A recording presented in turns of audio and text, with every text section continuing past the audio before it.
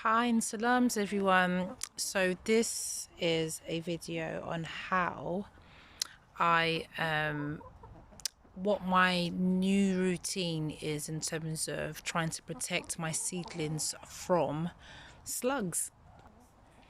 So in the beginning of my journey this year, I was raving about how I'm really enjoying germinating things outside because it's just so much easier. I don't have to carry things in and out. I get to save some of my electricity bills. Not that it takes that much, to be honest. So I don't want to make it seem like I pay thousands on it.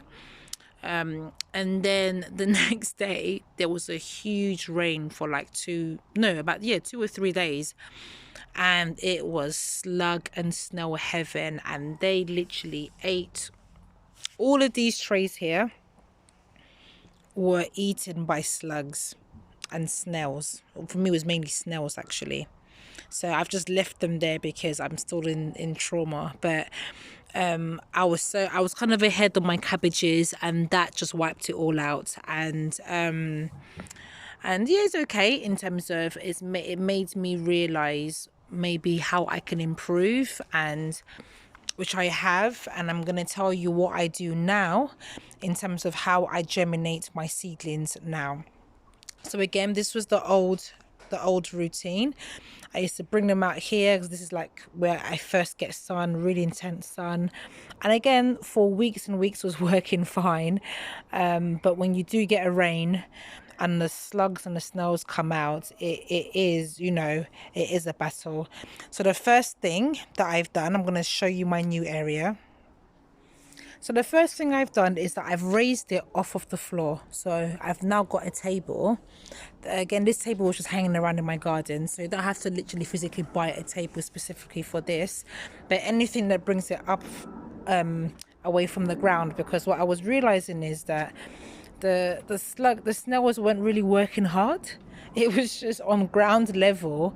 Whilst now that it's up off of the floor, they have to work hard to try and get to my seedlings. So that's the first thing. Second thing is that I cover it at night time now. I realized that again it was left open. So if I know there's a big rain coming, or if I know, or every evening I come to water and then I put the cover straight on, and alhamdulillah, it's been really good in protecting these seedlings. The third thing that I really do recommend is getting a propagator. Now I've got this from B&M, and I think this is such an amazing propagator that I'm literally going back to buy more. Absolutely amazing. And I'm going to show you why. First of all, this is the one from B&M. This is the one that I've gotten from, I want to say, I think it was the old B&M one, funny enough. Or it would be either that or maybe Wilco, or yeah, one of those shops. And if you can see, there's a huge height difference between that and here. You can't see it on the video, but I've noticed it. And I know this sounds really silly, but it makes such a big difference because it just gives your seedlings more time and more space, where I can still use the cover at night time before it gets put out into the ground. Like these ones here are like really, really tall. So yeah, it gives more space and more room. I'm not sure if you can see this side by side there. Secondly, these are a lot more sturdier. They fit on really well. They're really nice and snug and fit, which I like. Whilst these slide about, so even a small little bit of wind and that's it, they're gone. Whilst these fit really, really snug around the corners. And then again, it just stops any slugs or snails from entering. And sometimes what I do, I get a lot of wind in my garden. I kind of use it as like a wind shield during the day. So this is what I do. I have it stand up like this, and then I put like a pot with soil or something, just to kind of trying to do it one-handed, just to kind of just hold it in place. and again, it just works really, really well. It fits on my windowsill really well as well. So now again, now my routine is, now I plant my seeds, I leave it on my windowsill just to allow it to kind of germinate, like at this stage. And once a few of them have germinated, once a few of them, then I bring it outside. In the beginning, for the first week, I still cover it just to allow more of it to germinate. And then when it gets to kind of like this, where there's a lot that is now germinating, I then open the cover and I leave it open during the daytime and close it at night time. Now, I know that I say I germinate it on my windowsill. That's only because, as you can see, I do a huge batch at a time. But what I have done with the others is that I've brought it straight outside. As soon as I plant my seeds, straight outside, I cover it. So it really does increase the humidity. And the third thing, or the last thing, shall I say, that I really like about these propagator is that I'm going to try, let me do it on that side because you can see it better. Take this off. As you can see, I've got water in there.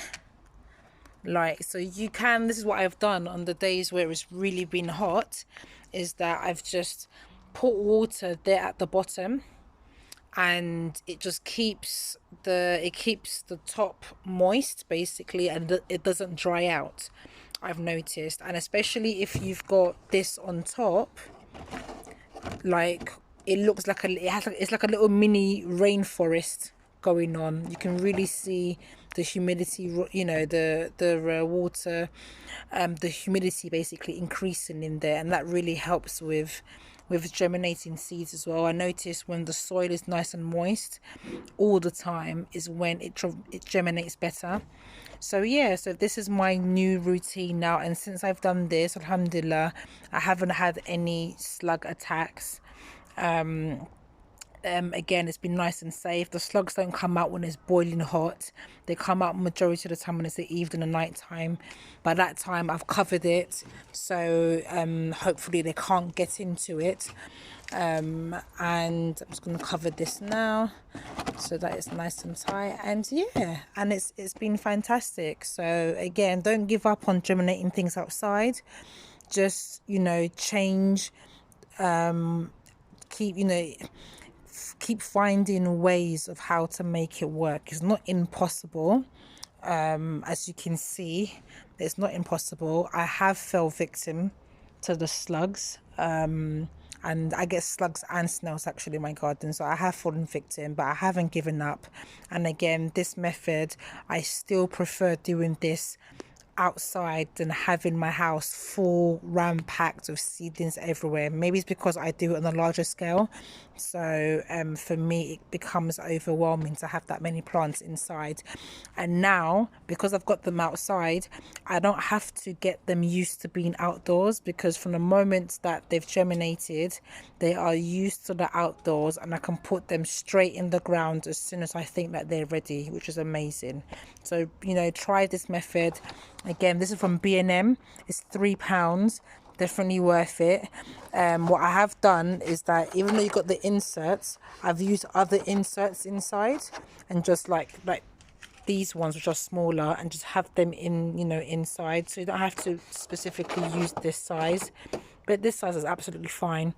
Rather than doing 2 seeds per cell, which I usually do, I just do 4 seeds now per cell, and then break it off into 2 plants when I'm putting it into the ground.